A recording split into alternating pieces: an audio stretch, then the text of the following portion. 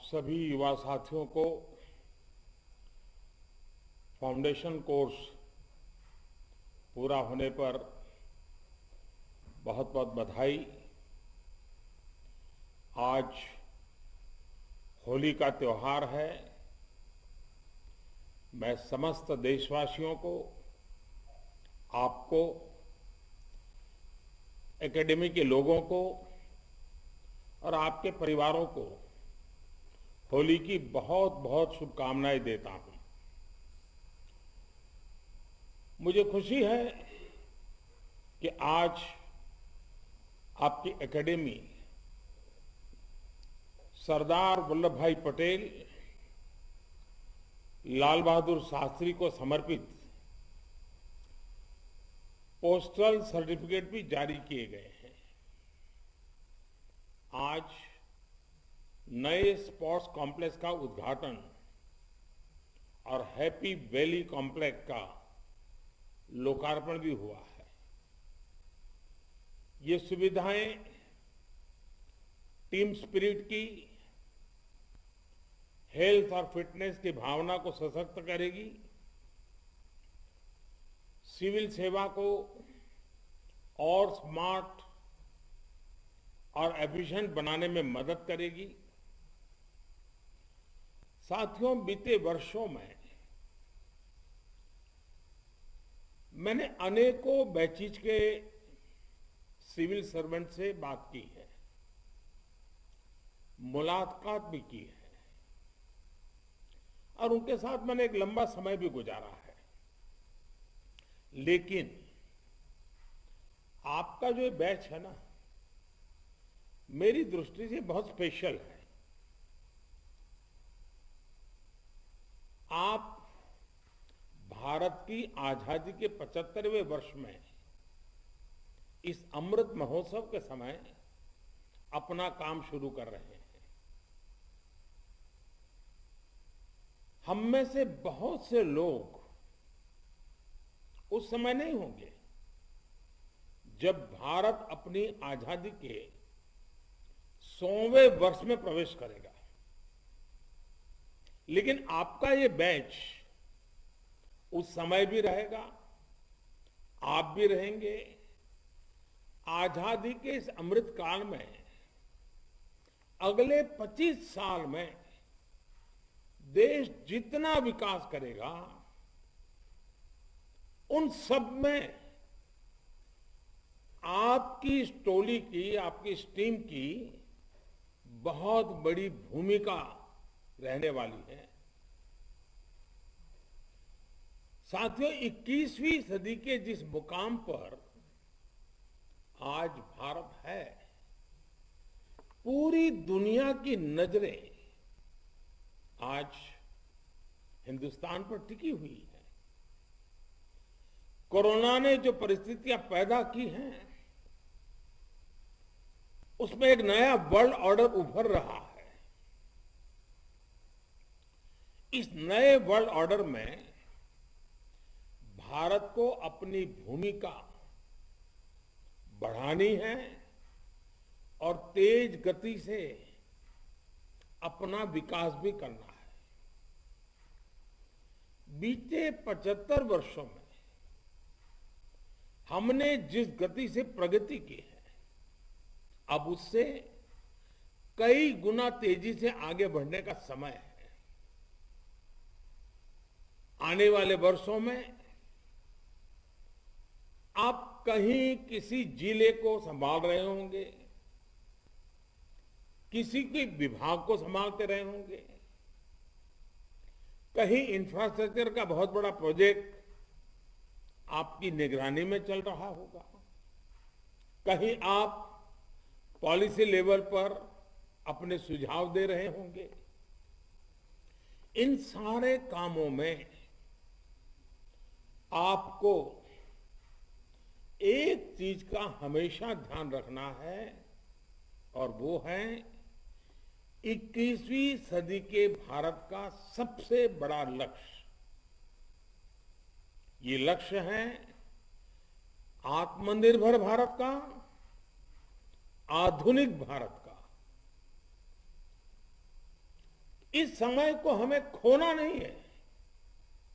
और इसलिए आज मैं आपके बीच बहुत सारी अपेक्षाएं लेकर आया हूं।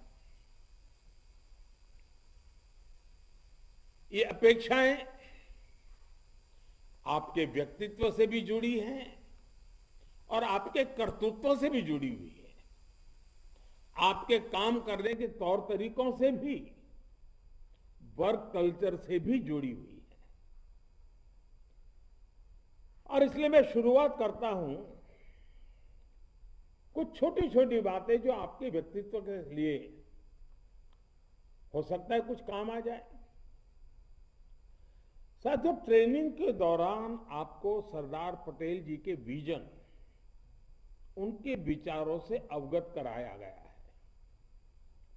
सेवा भाव और कर्तव्य भाव, इन दोनों का महत्व आपकी ट्रेनिंग का अभिन्न हिस्सा रहा है। आप जितने वर्ष भी इस सेवा में रहेंगे, आपकी व्यक्तिगत और प्रोफेशनल सफलता का पैमाना यही फैक्टर रहना चाहिए। कहीं ऐसा तो नहीं कि सेवा भाव कम हो रहा है, कर्तव्य भाव कम हो रहा है। ये बात, ये सवाल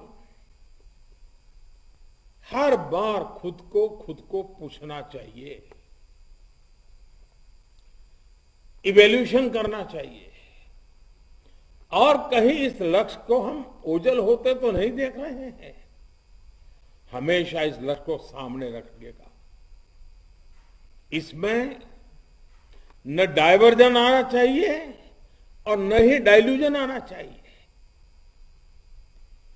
ये हम सब ने देखा है कि जिस किसी में सेवा भाव कम हुआ,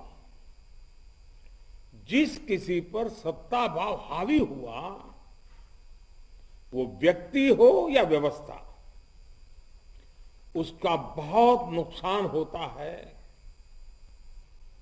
किसी का जल्दी हो जाए, किसी का देर से हो जाए, लेकिन नुकसान होना तय है। साथियों, आपको एक और बात मैं समझता हूं शायद काम आ सकती है। जब हम सेंस ऑफ ड्यूटी और सेंस ऑफ पर्पस के साथ काम करते हैं, तो कभी भी कोई काम हमें बोझ नहीं लगता है। आप भी यहां एक सेंस ऑफ पर्पस के साथ आए हैं। आप समाज के लिए, देश के लिए एक सकारात्मक परिवर्तन का हिस्सा बनने आए हैं। आदेश देकर काम कराने और दूसरों को कर्तव्य बोध से प्रेरित करके, इन दोनों में काम करवाने के इन दोनों तरीकों में आसमान जमीन का अंतर होता है, बहुत बड़ा फर्क होता है। ये एक लीडरशिप क्वालिटी है, मैं समझता हूं, जो आपको खुद में विकसित करनी होगी। टीम स्पिरिट के लिए एक अनिवार्यता है, उसमें कोई कॉम्प्रोमाइज संभव नहीं है। इसे करना बहुत जरूरी है। साथियों, अब से कुछ महीने बाद ही आप लोग फील्ड में काम करने जाएंगे। अपने आगे के जीवन को, और उसमें आपको फाइलों और फील्ड का फर्क समझते हुए ही काम करना होगा। फाइलों में आपको असली फील नहीं मिलेगी। फील्ड के लिए आपको फील्ड से जुड़े रहना ही होगा। और मेरी ये बात आप जीवन भर याद रखिएगा कि फाइलों में जो आंकड़े होते हैं वो सिर्फ नंबर्स नहीं होते। हर एक आंकड़ा, हर एक नंबर एक जीवन होता है। उस जीवन के कुछ सपने होते हैं, उस जीवन की कुछ आकांक्षाएं होती हैं, उस जीवन के सामने कुछ कठिनाइयां होती हैं, चुनौतियां होती हैं। और इसलिए आपको नंबर के लिए नहीं, हर एक जीवन के लिए काम करना है। मैं आपके सामने मेरे मन की एक भावना और भी रखना चाहता हूं, और ये मंत्र आपको निर्णय लेने का साहस भी देगा, और इसे फॉलो करेंगे तो आपसे गलती होने की संभावना भी कम होगी। साथियों, आप जहां भी जाएंगे आप में एक उत्साह होगा, उमंग होगा, कुछ नया करने का जज्बा होगा, बहुत कुछ होगा। मैं ये कर दूं, मैं वो कर दूं, मैं इसको बदलूं, मैं उठा के पटक के दूं, सब कुछ होगा मन में। लेकिन मैं आपसे आग्रह करूंगा कि ऐसा मन में जब भी विचार आएगा, हाँ ये ठीक नहीं है, बदलाव होना चाहिए, तो आप बरसों पहले की अनेकों ऐसी व्यवस्थाएं दिखेगी, अनेकों नियम कायदे मिलेंगे जो आपको इरेलेवेंट लगते होंगे, पसंद नहीं आते होंगे, आपको लगता है ये सब बोझ है और वो सब गलत होगा। ऐसा मैं नहीं कहता, नहीं होगा। आपके पास पावर होगा तो मन करेगा नहीं ये करो, वो नहीं, देखना करो, फलाना नहीं फलाना करो, ये हो जाएगा। लेकिन थोड़ा धैर्य के साथ, कुछ पल सोच करके, मैं एक रास्ता दिखाता हूं, उस पर चल सकते हैं क्या? एक सलाह मैं देना चाहता हूं, वो व्यवस्था क्यों बनी या वो नियम क्यों बना, किन परिस्थितियों में बना, किस साल में बना, तब के हालात क्या थे, फाइल के एक एक शब्द को, उस सिचुएशन को आप विजुलाइज कीजिए कि 20 साल, 50 साल, 100 साल पहले क्यों बना होगा। उसके रूट कॉज को जरूर समझने की कोशिश कीजिए और फिर सोचिए, उसका यानी पूरी तरह स्टडी करिएगा कि जो व्यवस्था बनाई गई थी उसके पीछे कोई न कोई तर्क होगा, कोई सोच होगी, कोई रिक्वायरमेंट होगी। इस बात की तह तक जाइएगा कि जब वो नियम बनाया गया था तो उसके पीछे की वजह क्या थी। जब आप अध्ययन करेंगे, किसी समस्या के रूट कॉज तक जाएंगे, तो फिर आप उसका परमानेंट सॉल्यूशन भी दे पाएंगे। हड़बड़ी में की हुई बातें तत्कालीन तो ठीक लगेगी, लेकिन परमानेंट सॉल्यूशन नहीं निकालेगी। और इन सारी चीजों की गहराई में जाने से आपका उस क्षेत्र के एडमिनिस्ट्रेशन पर पूरी पकड़ आ जाएगी।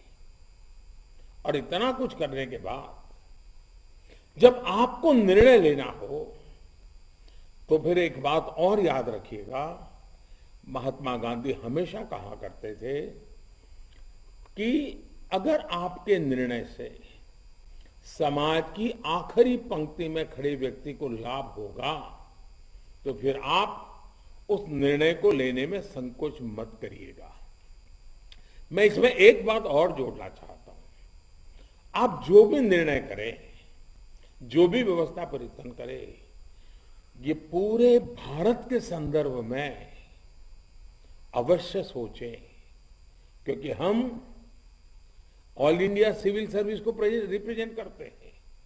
हमारे दिमाग में निर्णय भले लोकल होगा, लेकिन सपना समग्र देश का होगा। साथियों, आजादी के इस अमृत काल में हमें रिफॉर्म, परफॉर्म, ट्रांसफॉर्म को नेक्स्ट लेवल पर ले जाना है।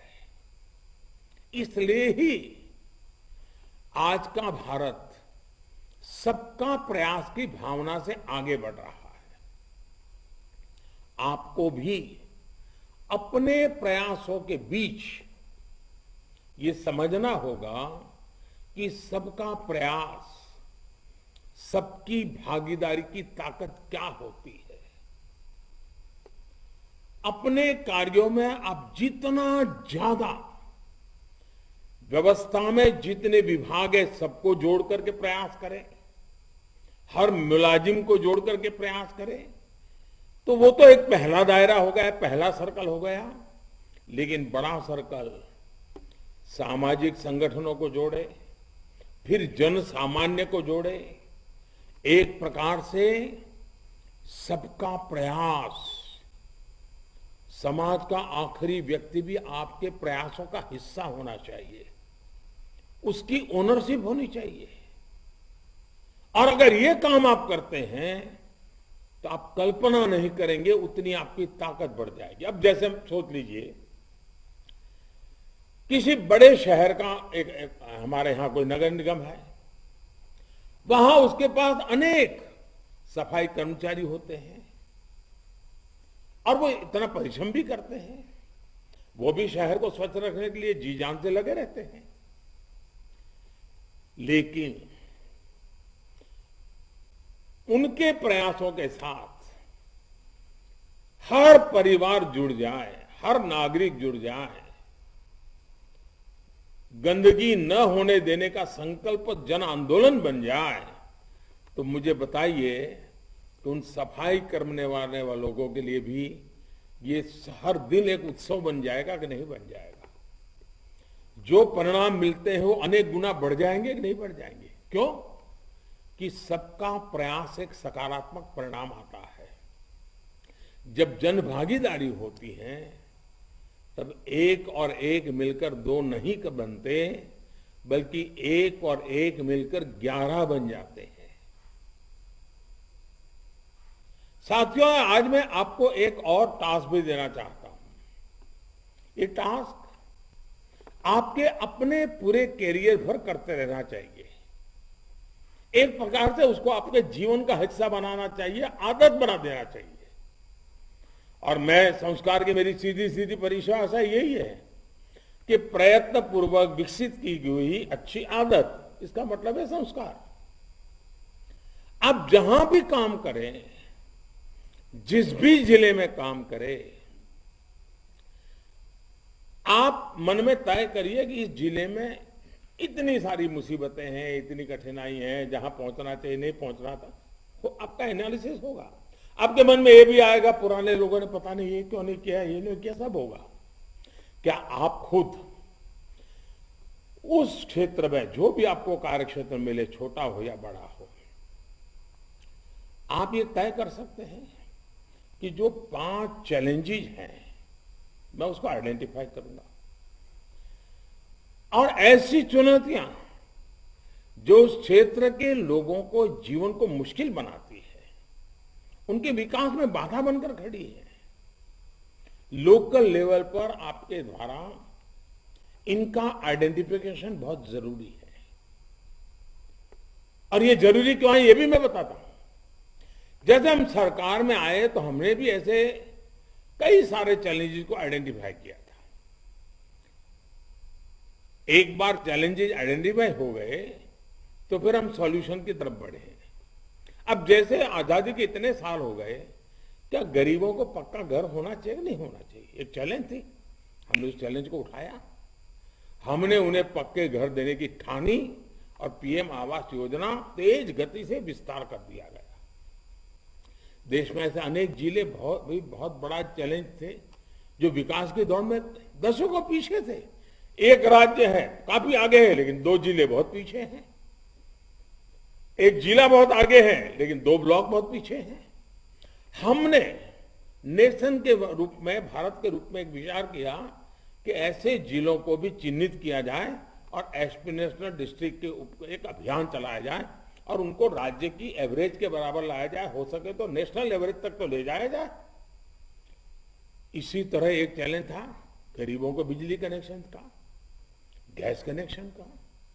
हमने सौभाग्य योजना शुरू की, उज्ज्वला योजना चलाकर उन्हें मुफ्त गैस कनेक्शन दिया। आजादी के बाद भारत में पहली बार ऐसा हो रहा है जब किसी सरकार ने योजनाओं को सैचुरेशन की तरफ ले जाने की अनेक प्रकार से बात कही और उसके लिए योजना बनाई है। और इस परिप्रेक्ष्य में आपको एक उदाहरण देना चाहता हूं। हमारे यहां अलग अलग विभागों में तालमेल की कमी की वजह से परियोजनाएं बरसों बरस अटकती रहती थी। ये भी हमने देखा है कि आज सड़क बनी तो कल टेलीफोन वाले आकर उसे खोद गए, परसों नाली बनाने वालों ने उसमें खोद दिया। कोऑर्डिनेशन के कमी के कारण इस चैलेंज को ठीक करने के लिए हमने पीएम गति शक्ति नेशनल मास्टर प्लान बनाया है। सभी सरकारी विभागों को, सभी राज्यों को, सभी स्थानीय निकायों को, इस हर स्टेक होल्डर को एडवांस में जानकारी हो, यह सुनिश्चित किया जा रहा है। यानी जब आप चैलेंज को आइडेंटिफाई कर लेते हैं तो सॉल्यूशन खोजकर उस पर काम करना भी आसान हो जाता है। मेरा आपसे आग्रह है कि आप भी ऐसी 5, 7, 10 जो भी आपको ठीक लगे, ऐसी कौन सी चैलेंजेस है जो उस क्षेत्र के लोगों के लिए अगर वो मुक्ति बन जाए उस मुसीबतों से तो एक आनंद की लहर छा जाएगी, सरकार के प्रति विश्वास बढ़ जाएगा, आपके प्रति आदर बढ़ जाएगा। और मन में तय किए कि मेरे कार्यकाल में मैं इस क्षेत्र को इस समस्या से मुक्त करके रहूंगा। और आपने सुना होगा हमारे यहां शास्त्रों में स्वांतः सुखाय की बात कही गई है। कभी कभी जीवन में अनेक काम करने के बाद भी जितना आनंद नहीं मिलता है, एकाध काम खुद ने तय किया और किया जिसमें स्वतः को सुख मिलता है, आनंद मिलता है, उमंग से भर जाते हैं, कभी थकान नहीं लगती। ऐसा स्वांतः सुखाय, इसकी अनुभूति जब 1 चैलेंज, 2 चैलेंज, 5 चैलेंज उठा करके उसको पूरी तरह निर्मूल कर देंगे, आपकी पूरी रिसोर्सेज का उपयोग करते हुए, आपके अनुभव का उपयोग करते हुए, आपके टैलेंट का उपयोग करते हुए, आप देखिए जीवन संतोष से जो आगे बढ़ता है ना, उस चैलेंज के बाद के समाधान से जो संतोष की तीव्रता होती है वो कई गुना सामर्थ्यवान होती है। आपके कार्य भी ऐसे होने चाहिए जो मन को सुकून पहुंचाए, और जब उसका लाभार्थी आपको मिले तो लगे हाँ ये साहब थे ना तो मेरा अच्छा काम हो गया। आपको इस क्षेत्र के छोड़ने के 20 साल के बाद भी वहां के लोग याद करें, अरे भाई वो एक साहब आए थे ना अपने इलाके में, ये एक बहुत पुरानी समस्या का समाधान करके गए, बहुत अच्छा काम करके गए। मैं चाहूंगा आप भी ऐसे विषय खोजिएगा जिसमें आप एक क्वालिटेटिव चेंज ला पाए। इसके लिए आपको इंटरनेशनल स्टडीज खंगालनी पड़े तो भी करिएगा, कानून का अध्ययन करना पड़े तो वो करिएगा, टेक्नोलॉजी की मदद लेनी भी पड़ी तो वो भी करिए, उसमें भी पीछे मत आइए। आप सोचिए, आप सैकड़ों लोगों की शक्ति देश के अलग अलग जिलों में एक साथ लगेगी। आप 300-400 लोग हैं, यानी देश के आधे जिलों में कहीं न कहीं आपके पैर पड़ने वाले हैं। मतलब आधे हिंदुस्तान में आप एक नई आशा को जन्म दे सकते हैं मिलकर के। कितना बड़ा बदलाव आएगा, आप अकेले नहीं हैं।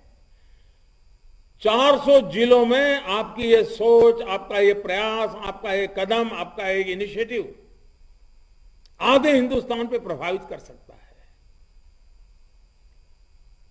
साथियों, सिविल सेवा के ट्रांसफॉर्मेशन के इस दौर के हमारी सरकार रिफॉर्म से सपोर्ट कर रही है। मिशन कर्मयोगी और आरंभ प्रोग्राम इसका ही एक हिस्सा है। मुझे बताया गया है कि आपकी एकेडमी में भी ट्रेनिंग का स्वरूप अब मिशन कर्मयोगी पर आधारित कर दिया गया है। मुझे विश्वास है इसका भी बहुत लाभ आप सभी को मिलेगा। एक और बात आपके ध्यान में लाना चाहता हूं, आप ये प्रार्थना जरूर करिएगा कि भविष्य में आपको कोई आसान काम न मिले। मैं देख रहा हूं आपके चेहरे जरा उतर गए मैंने ये कहा तो। आप ऐसी प्रार्थना कीजिए कि आपको कोई आसान काम न मिले। आपको लगेगा कि ऐसा कैसा प्रधानमंत्री है कि हमें ऐसी सलाह दे रहा है। आप हमेशा खोज खाज करके चैलेंजिंग जॉब का इंतजार कीजिए। आज कोशिश कीजिए कि आपको चैलेंजिंग जॉब मिले। चैलेंजिंग जॉब का आनंद ही कुछ और होता है। आप जितना कंफर्ट जोन में जाने के सोचेंगे उतना ही अपनी प्रगति और देश की प्रगति को रोकेंगे। आपके जीवन में ठहराव आ जाएगा। कुछ साल के बाद आपका जीवन ही आपके लिए बोझ बन जाएगा।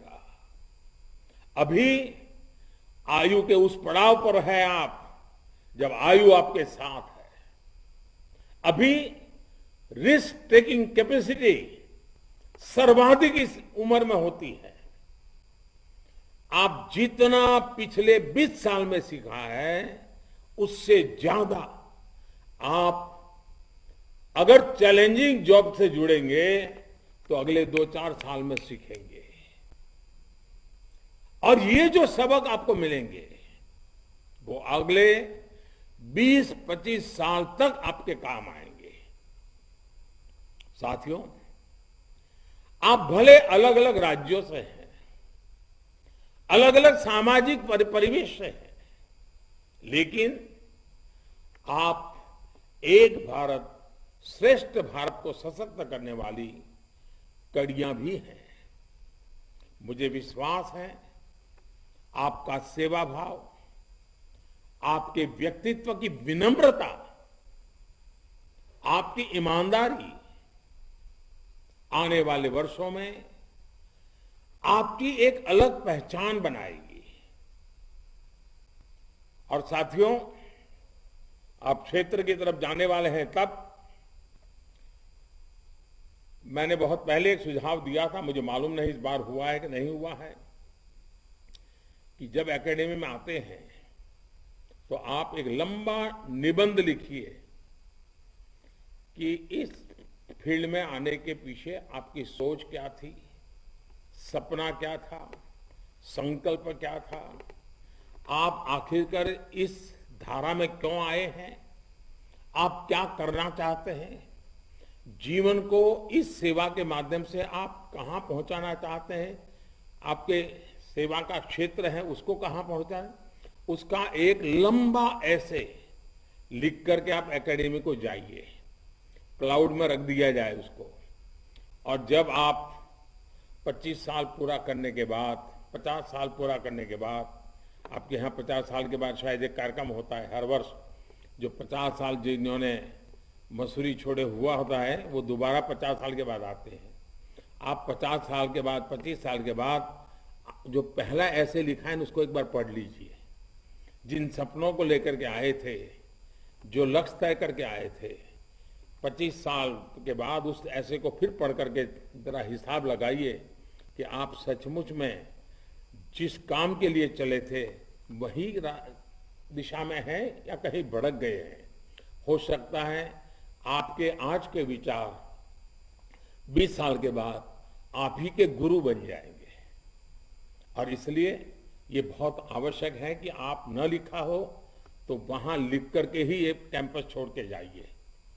दूसरा मेरा इस कैंपस में और डायरेक्टर वगैरह से आग्रह है कि आपके ट्रेनिंग के बहुत सारे क्षेत्र हैं, आपके यहाँ लाइब्रेरी है, सब है, लेकिन 2 चीजों को आपकी ट्रेनिंग में जोड़ना चाहिए।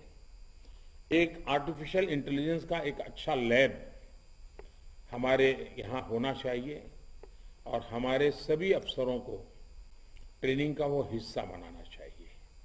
उसी प्रकार से एक डेटा गवर्नेंस एक थीम के रूप में हमारे सारे ट्रेनीज के ट्रेनिंग का हिस्सा होना चाहिए डेटा गवर्नेंस। आने वाला समय डेटा एक बहुत बड़ी शक्ति बन चुका है। हमें डेटा गवर्नेंस की हर चीज को सीखना समझना होगा और जहां जाए वहां लागू करना होगा। इन दो चीजों को भी अगर आप जोड़े, ठीक है ये लोग तो जा रहे हैं, उनको तो शायद नसीब नहीं होगा, लेकिन आने वाले लोगों के लिए होगा। और दूसरा, हो सके तो ये आपका जो कर्मयोगी मिशन चलता है उसमें डेटा गवर्नेंस का एक सर्टिफिकेट कोर्स शुरू हो, ऑनलाइन लोग एग्जाम दे, सर्टिफिकेट प्राप्त करें। आर्टिफिशियल इंटेलिजेंस का एक सर्टिफिकेट कोर्स शुरू हो, उसको ऑनलाइन एग्जाम दे, ब्यूरोक्रेसी के लोग ही एग्जाम दे, सर्टिफिकेट प्राप्त करें। तो धीरे धीरे कल्चर, आधुनिक भारत का जो सपना है उसको पूरा करने के लिए बहुत बहुत काम आएगा। साथियों, मुझे अच्छा लगता, मैं रूबरू में आपके बीच आता, कुछ समय आप लोगों के साथ बिताता और फिर कुछ बातें करता, तो हो सकता है सर आना आनंद आता। लेकिन समय के अभाव से पार्लियामेंट भी चल रही है, तो कुछ कठिनाइयां होने के कारण मैं आ नहीं पाया हूं, लेकिन फिर भी टेक्नोलॉजी मदद कर रही है। आप सबके दर्शन भी मैं कर रहा हूं, आपके चेहरे के हाव भाव पढ़ पा रहा हूं और मेरे मन में जो विचार है वो आपके सामने मैं प्रस्तुत कर रहा हूं। मेरी आप सबको बहुत बहुत शुभकामनाएं हैं, बहुत बहुत बधाई, धन्यवाद।